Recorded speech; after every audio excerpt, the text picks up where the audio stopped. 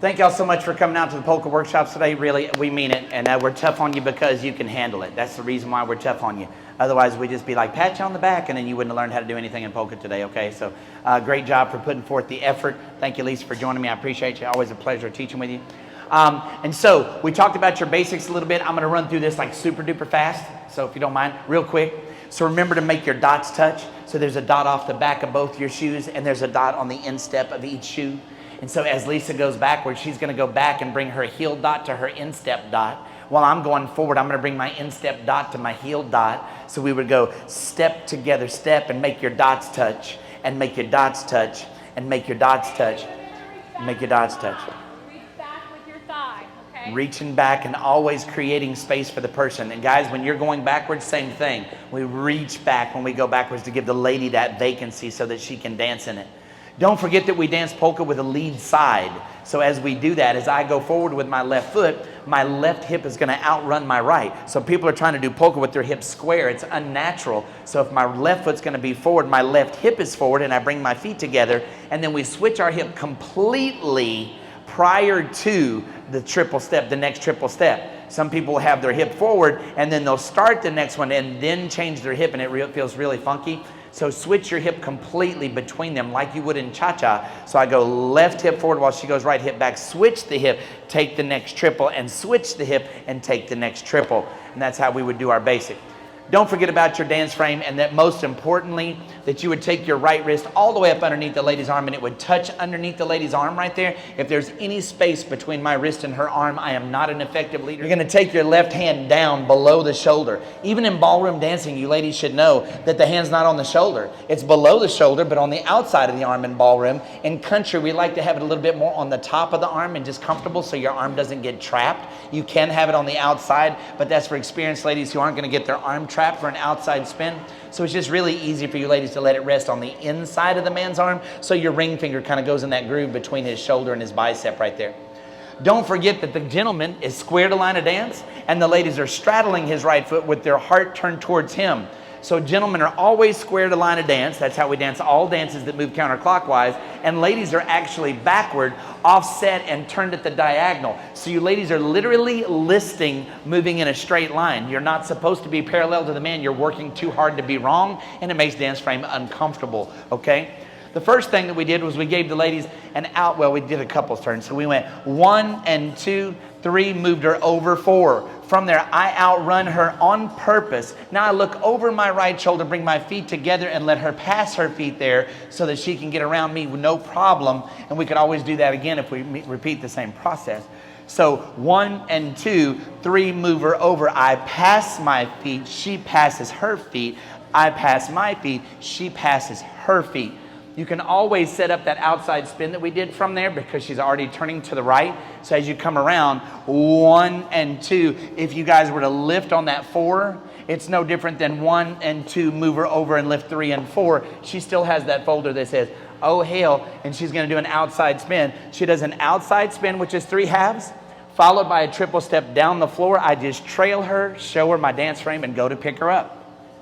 1 and 2, 3 and 4.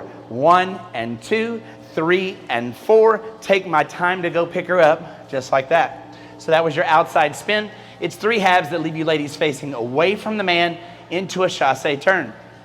From here, we're side by side. We ended up doing the inside spin. There's only 2 spins in the dance, ladies.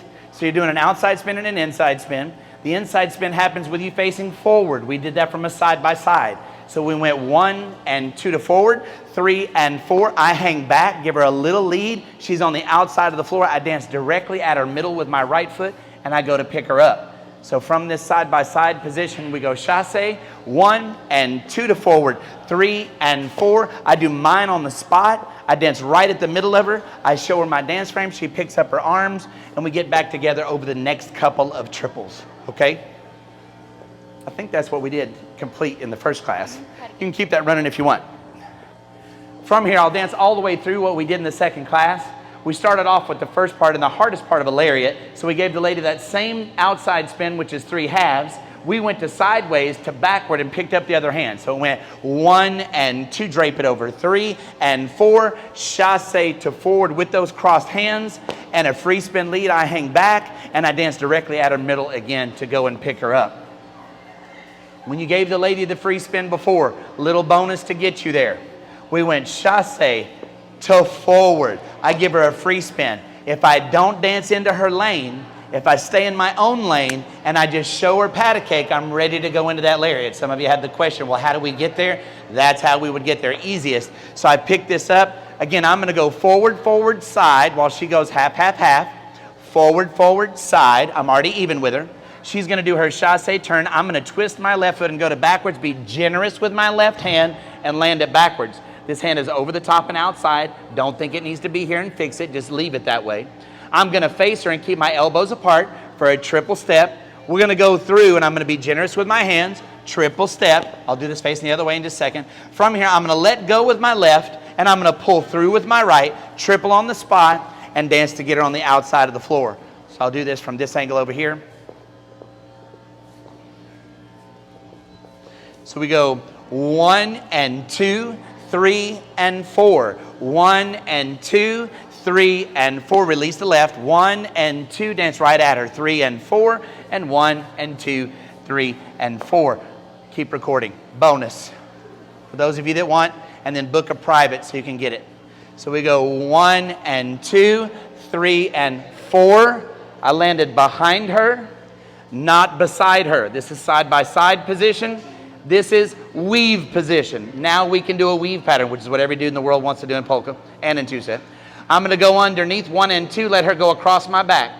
1 and 2. I'm going to stay stationary, let my hands go with her for 3 and 4. Takes me back to the patty cake position I was in before, but now I have the bottom hand, but it's just for show. So I let go with the bottom hand, and I repeat that process. 1 and 2, 3, and I got behind her again. I can go into another lariat. That's a complete lariat right there. Let go with the bottom hand and do it again. If I intended to do more than one lariat in a row, which is what all guys would like to do before they die, 1 and 2, and I did one here, and I was like, ooh, that went pretty good. I'm going to do another one. 1 and 2, 3, and I go here to set it up again. 1 and 2, and I only make it to side by side. I did not make it to weave because I under-traveled or she over-traveled. I will not look foolish and try a weave anyway. Most of you will anyway. So you guys being even, you'll try to do a weave anyway. And you need to stop because nobody knows what you were going to do anyway. So you might as well just go ahead and do a side-by-side to forward because you know how to do that exit instead. Abort the mission and do a single free spin and come out and everybody thinks you're just great, right? Thank y'all so much. Love y'all. Thanks for coming. Thank you, baby.